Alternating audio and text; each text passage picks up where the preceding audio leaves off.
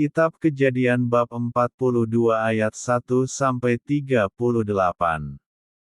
Setelah Yakub mendapat kabar bahwa ada gandum di Mesir, berkatalah ia kepada anak-anaknya, "Mengapa kamu berpandang-pandangan saja?"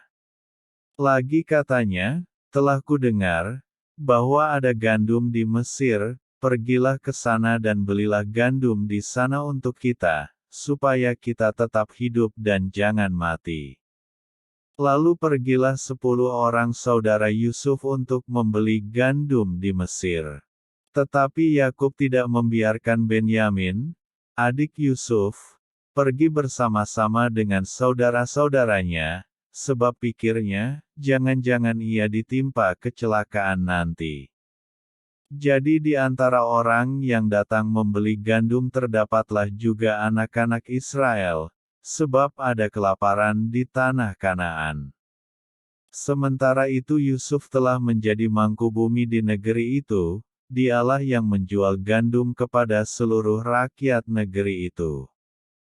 Jadi ketika saudara-saudara Yusuf datang, kepadanyalah mereka menghadap dan sujud dengan mukanya sampai ke tanah. Ketika Yusuf melihat saudara-saudaranya, segeralah mereka dikenalnya, tetapi ia berlaku seolah-olah ia seorang asing kepada mereka. Ia menegur mereka dengan membentak, katanya, "Dari mana kamu?" Jawab mereka, "Dari tanah Kanaan untuk membeli bahan makanan." Memang Yusuf mengenal saudara-saudaranya itu, tetapi dia tidak dikenal mereka. Lalu teringatlah Yusuf akan mimpi-mimpinya tentang mereka.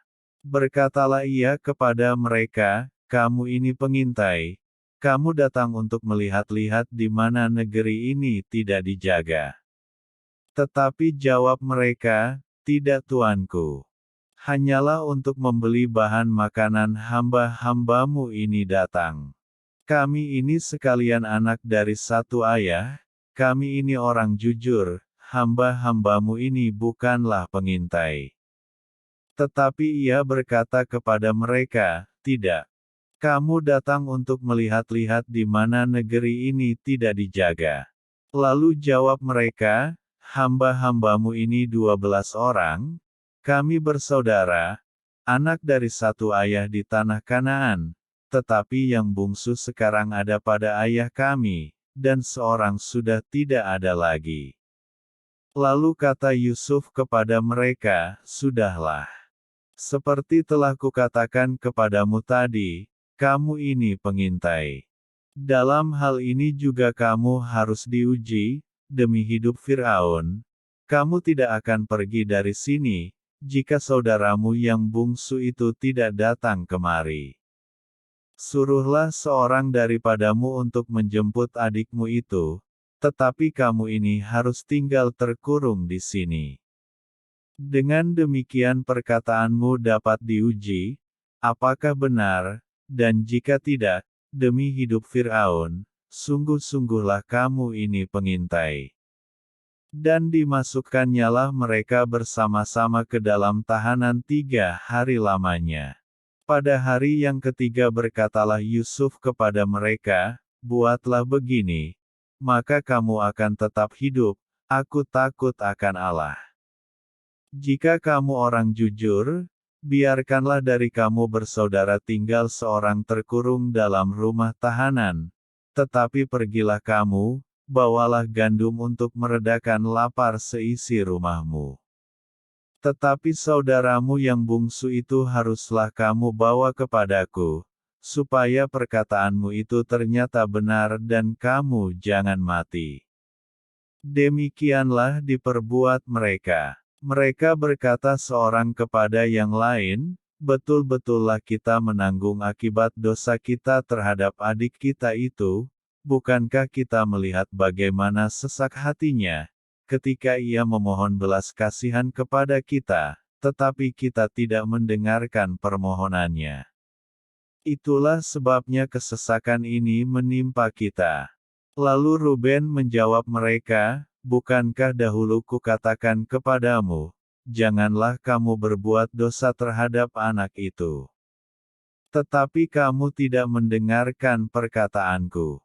Sekarang darahnya dituntut daripada kita.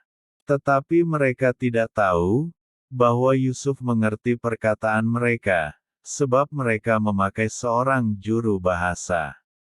Maka Yusuf mengundurkan diri dari mereka, lalu menangis.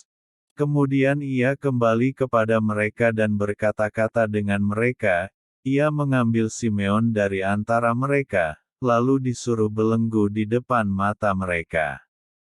Sesudah itu Yusuf memerintahkan, bahwa tempat gandum mereka akan diisi dengan gandum dan bahwa uang mereka masing-masing akan dikembalikan ke dalam karungnya, serta bekal mereka di jalan akan diberikan kepada mereka. Demikianlah dilakukan orang kepada mereka itu. Sesudah itu mereka pun memuat gandum itu ke atas keledai mereka, lalu berangkat dari situ.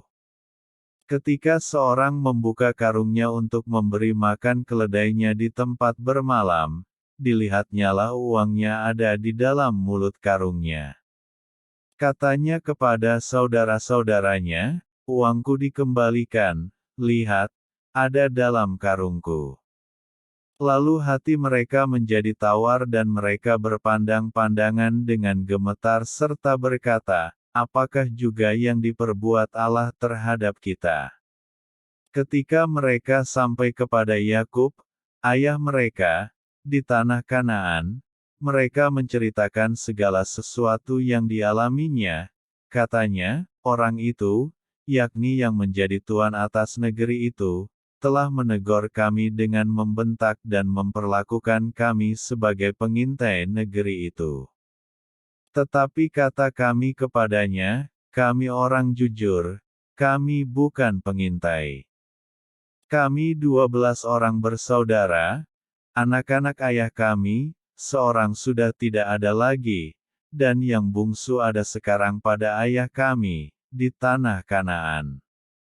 Lalu kata orang itu, yakni yang menjadi tuan atas negeri itu, kepada kami, dari hal ini aku akan tahu, apakah kamu orang jujur, dari kamu bersaudara haruslah kamu tinggalkan seorang padaku, kemudian bawalah gandum untuk meredakan lapar seisi rumahmu dan pergilah, lalu bawalah kepadaku saudaramu yang bungsu itu, maka aku akan tahu, bahwa kamu bukan pengintai, tetapi orang jujur, dan aku akan mengembalikan saudaramu itu kepadamu, dan bolehlah kamu menjalani negeri ini dengan bebas.